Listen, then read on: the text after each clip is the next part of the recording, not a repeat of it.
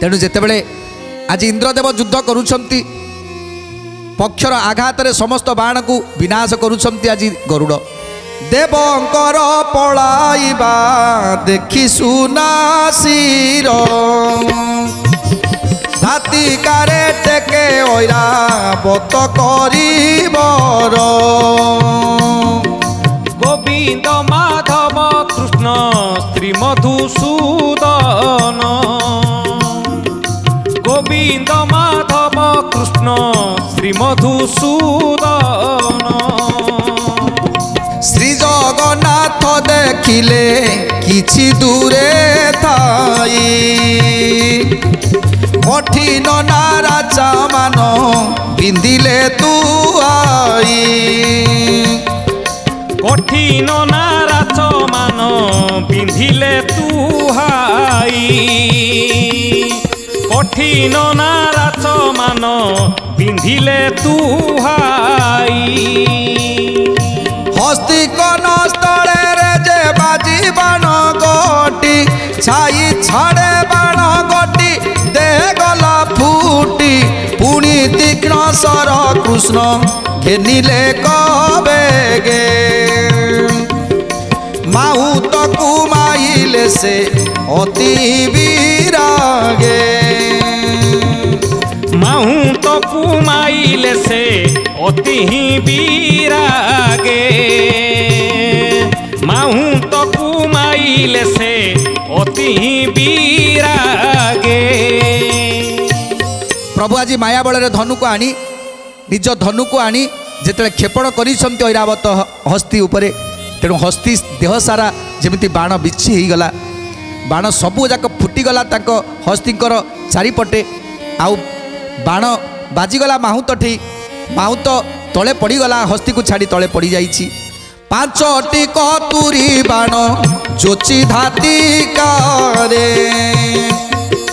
बिंदते बाजिला जाई ऐरावत परे गोविंद माधव कृष्ण श्री मधुसूदन गोविंद माधव कृष्ण श्री मधुसूदन फुटते ऐरावत न पारई से चली पछाड़े गरुड़ जे ठाए महाबली गंधर्व सैन्य आवरीण रहिथिले गरुड़ देखि से माने सर्वे पलाइले गरुड़ देखि से माने सर्वे पलाइले गरुड़ देखि से माने सर्वे पलाइले तेणु आज घमाघोट युद्ध लगी गंधर्व माने जो सैन्य सामंत माने जो गरुड़र आघात गरुड़र जो पक्षीर आघात से पक्षीर आघात आज किए कुआड़े छिन्न छत्र हो जाउछंती गरुड़कर पक्षी दुई जमी मेरु पर्वत तेणु से ये मेरु पर्वतर आघात सहिबा एते सहज कथा नुहे तेणु आज समस्त सैन्य सामंत माने समस्त देवता माने आज छाड़ी चली जाउछंती इंद्रदेव आज इंद्रदेव जेते जेते तीर वर्षण करुछंती जमिति आकाश मार्ग घटी जाइछि अंधकार हो जाइछि से सबको आज विनाश करुछंती प्रभु ऐरावत पिठी उपरे तीक्ष्ण सर को निक्षेप करिछंती ऐरावत आ चली पारुनी माहुत को आज माहुत को गोटे बाण बिंदी देइछंती माहुत आज तले पड़ी जाइछि तेणु इंद्रदेव युद्ध करुछंती ये सबु कथा समस्त देवता माने देखुछंती तेणु नारद जाई ब्रह्मा पाखरे पहुँची जाइछंती ब्रह्मा पाखरे प्रणाम जणाई कौन कहउछंती नारद महाघोर संग्राम जे लागू बेलू बेले ब्रह्मा क्रते जाई नारद कहिले ब्रह्मा क्रते जाई नारद कहिले ब्रह्मा क्रते जाई नारद कहिले पिता इंद्र भुवने कृष्ण जाऊथिले आकाश गंगा कूल रे पारिजात छले महा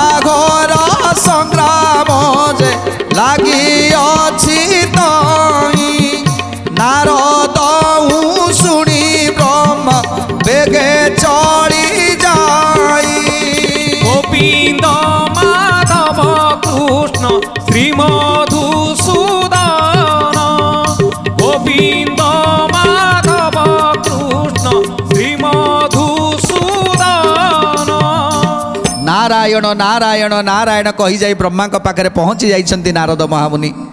ଆଉ ବ୍ରହ୍ମାଙ୍କ ପାଖରେ ପହଞ୍ଚି କହୁଛନ୍ତି, ହେ ପିତା, ଆପଣ ଆପଣ କ'ଣ କିଛି ଦେଖିପାରୁନାହାନ୍ତି, କିଛି ଜାଣିପାରୁନାହାନ୍ତି, କିଛି ବୁଝିପାରୁନାହାନ୍ତି? ତେଣୁ ବ୍ରହ୍ମଦେବ କହୁଛନ୍ତି, ହେ ପୁତ୍ର, କ'ଣ ହେଇଛି? ତେଣୁ ନାରଦ କହୁଛନ୍ତି, ଯାଅ ଦେଖିବ, ପ୍ରଭୁ ଆସିଥିଲେ ସ୍ୱର୍ଗପୁରକୁ ସତ୍ୟଭାମାକୁ ନେଇ। ଆଉ ଏଠି ପ୍ରଭୁ କିଛି ଦିନ ବାସ କରିଥିଲେ, କିନ୍ତୁ ଯେତେବେଳେ ଯିବା ପୂର୍ବରୁ ଯେତେବେଳେ ପାରିଜାତ ପୁଷ୍ପକୁ ନେଇ ଯାଉଛନ୍ତି, ସେତେବେଳେ ଇନ୍ଦ୍ରଦେବ କ୍ରୋଧ କରି ପ୍ରଭୁଙ୍କୁ ପ୍ରହାର କରୁଛନ୍ତି, ପ୍ରଭୁଙ୍କ ସହିତ ଯୁଦ୍ଧ କରୁଛନ୍ତି। ଏ କଥା ଯେତେବେଳେ ବ୍ରହ୍ମଦେବ ଶୁଣିଦେଲେ,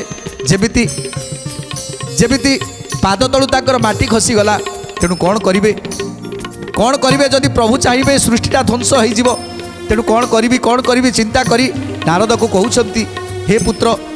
ମୋତେ ଏବେ ଯିବାକୁ ପଡ଼ିବ। ତେଣୁ ଯୁଦ୍ଧସ୍ଥଳୀରେ ଯାଇ ପହଞ୍ଚି ଯାଇଛନ୍ତି ବ୍ରହ୍ମଦେବ।